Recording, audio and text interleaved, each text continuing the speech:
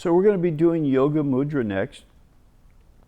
And everything else we've been doing, except for Surya Namaskaram, the sun salutation, has been called asana, seat.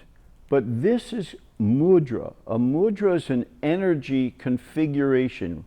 It's something that's specifically created an energy pattern for a specific purpose.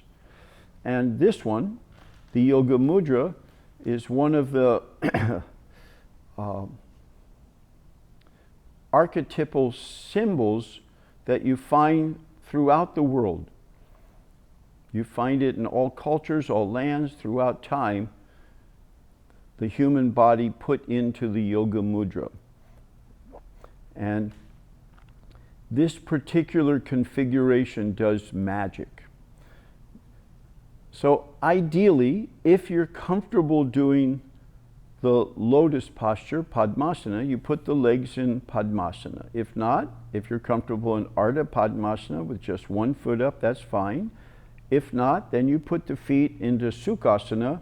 And if it's useful for you to sit up because we're folding forward and you can use gravity more effectively if your bottom is raised up, if that's needed for you, go ahead and do that. And then you're going to reach behind your back. Do me a favor, don't reach behind your back yet, just demonstrate. And you're going to take hold of one wrist with the other hand. You just take, now, whether your fingers touch or not is not an issue, just take hold of the wrist. You're going to be gentle with it, you're not squeezing hard, you're just connecting there. So reach behind the back now, take hold of the wrist, and instead of your arms going way down as far as they can, they normally rest on the small of your back. For Parvati, whose arms are long, they can rest a little lower.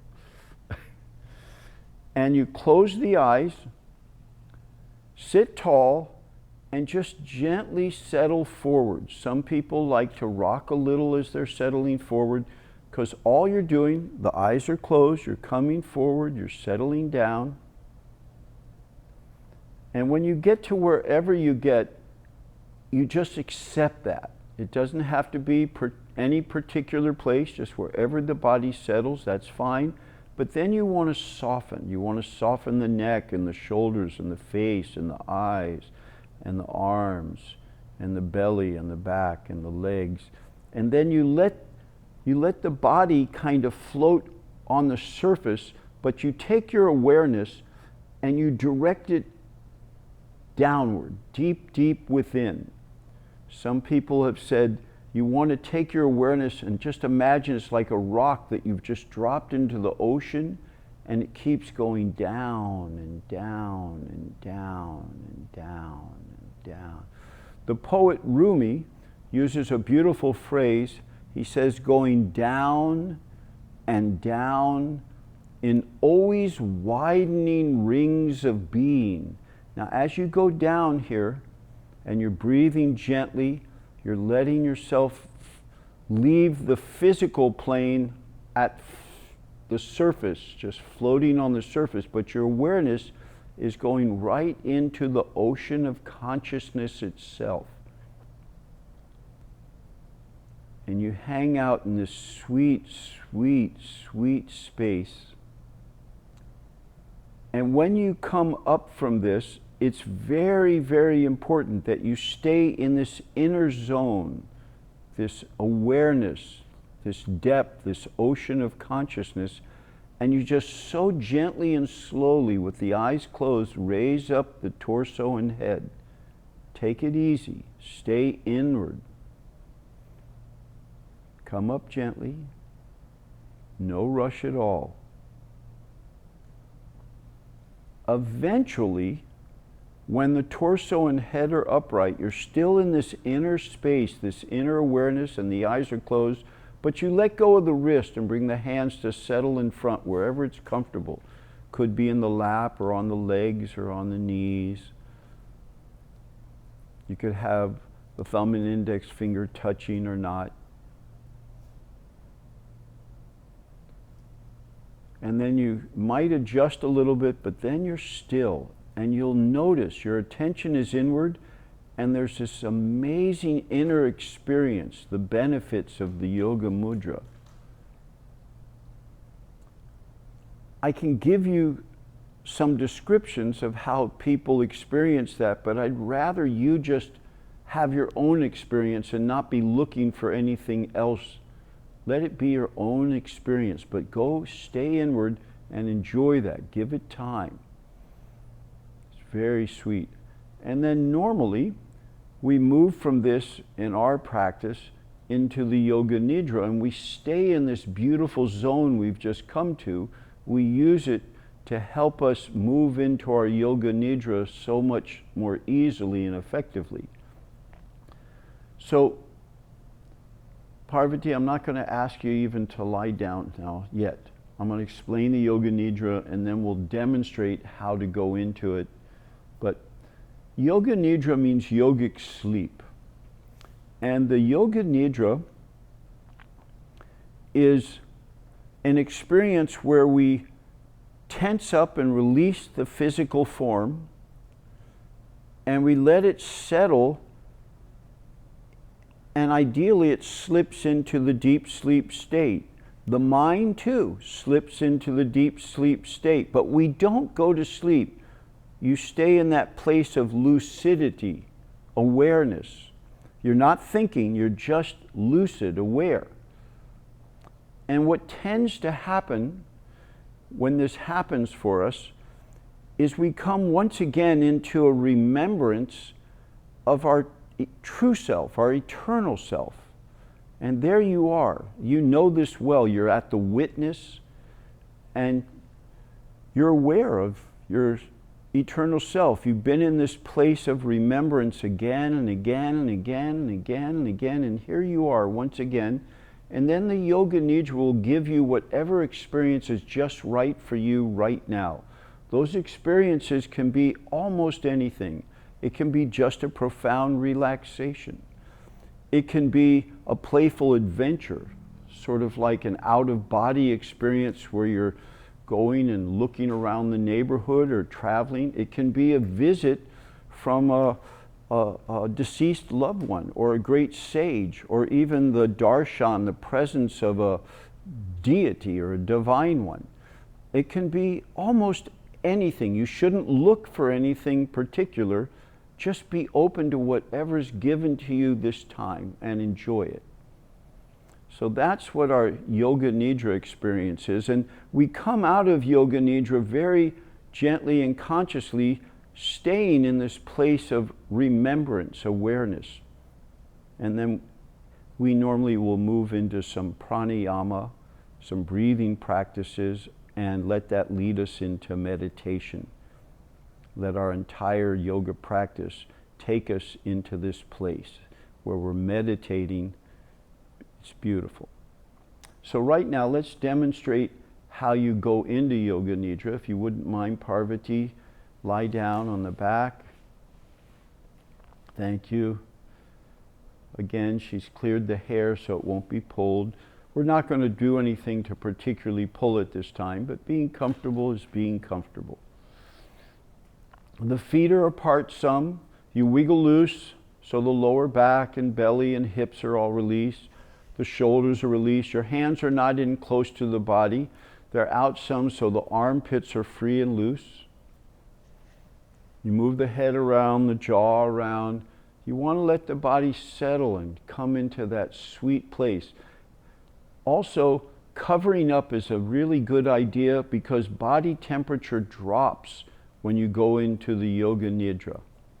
Now, you don't have to, but just because the body's plenty warm when you start, it will drop a few degrees as you're in the Yoga Nidra. So you might want to cover up. Some people like to put a little cushion or pillow under the head to make the neck more comfortable. That's fine. Okay, so there's a number of ways to do this. A traditional approach would be to raise one leg up as you take a breath, lift the right leg, squeeze it and drop it. Now, I want you to notice that, do me a favor, lift it up, squeeze it, and lower it. if you lower the leg or the arm rather than dropping it, you've just created tension, and when you lower it, you find that the tension stays in that limb. But when you drop it, the tension is released, and because you tightened it really tightly and released, it's released, and the leg goes into such a full release. So you want to tighten it and then drop it.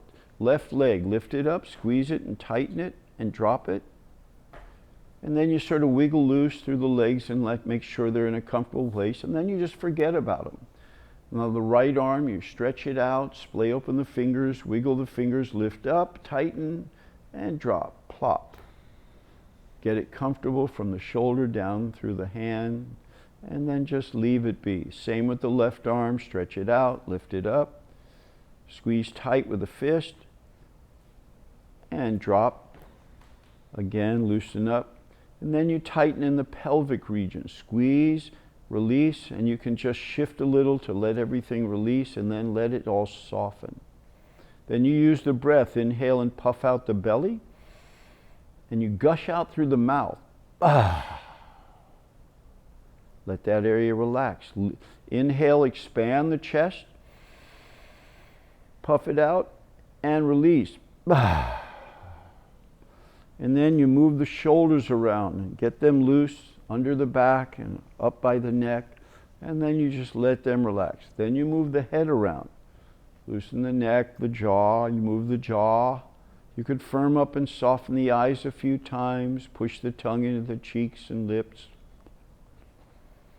And then rock the head a little back and forth as the body just settles into this sweet place where it can drop into that deep relaxation, that sweet, deep sleep. And then you just make any adjustments so the body's comfortably settled. And once it is, you make a commitment to leave it alone. You're not going to move a finger, not going to move anything until the end of the Yoga Nidra. You're forgetting about the body. And then we go through mentally and let everything fill with beautiful relaxation. And then we go beyond the body, and then we go beyond the mind and come to this witnessing, the witness. And we're done with body and mind, and we're in pure witness. We're back to an awareness of our true eternal self. And then the Yoga Nidra gives you whatever it has for you this time.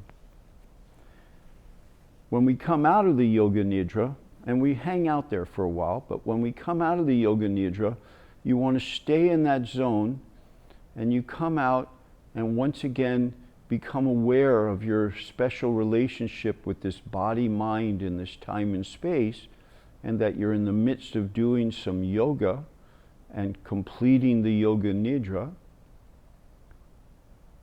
And then you can notice that the universe is breathing the body, and do some breathing. And the breath, as you do it, you can fill up and recharge with energy, power, compassion, wisdom. Fill up, recharge. You can also do pranic healing at this time, which is very beautiful practice. And then you're done, you mobilize the body, you move the head, the shoulders, the arms, the hips, the legs, the toes, and eventually sit the body up. Many like to lie to one side for a bit and then come to a seated position.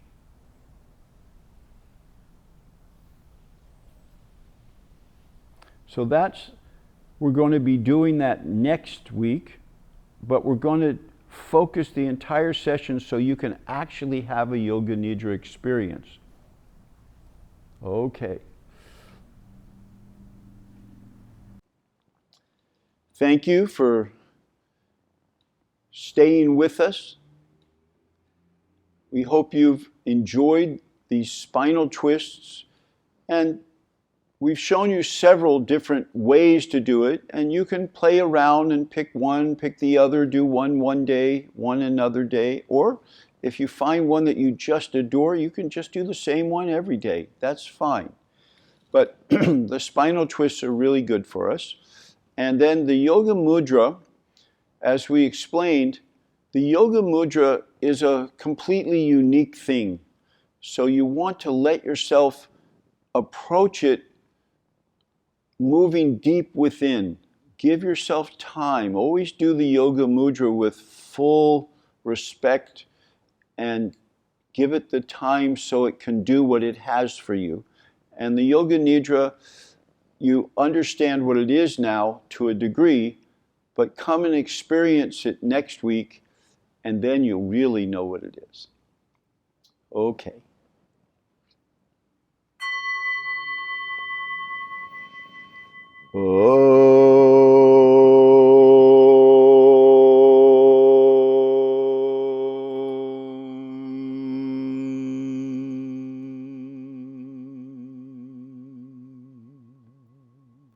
Om Asato Ma Sadgamaya Tamaso Ma Jyotirgamaya Mrityorma Amritam Gamaya.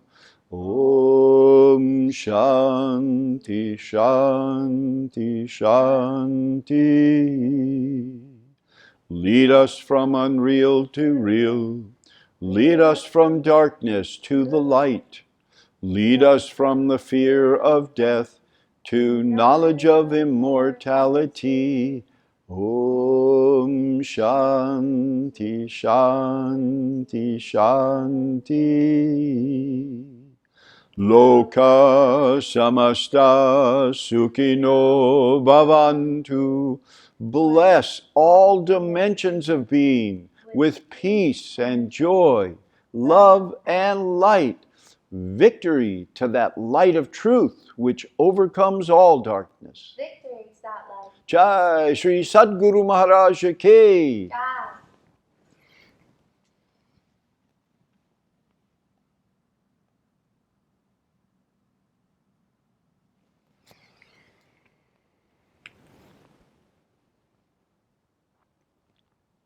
Please bow to the light in yourself. And bow to the very same light in everyone and everything. Hari Om Tat Sat Om Shanti Shanti Shanti. Thank you. Keep your yoga as a daily practice. Blessings, blessings.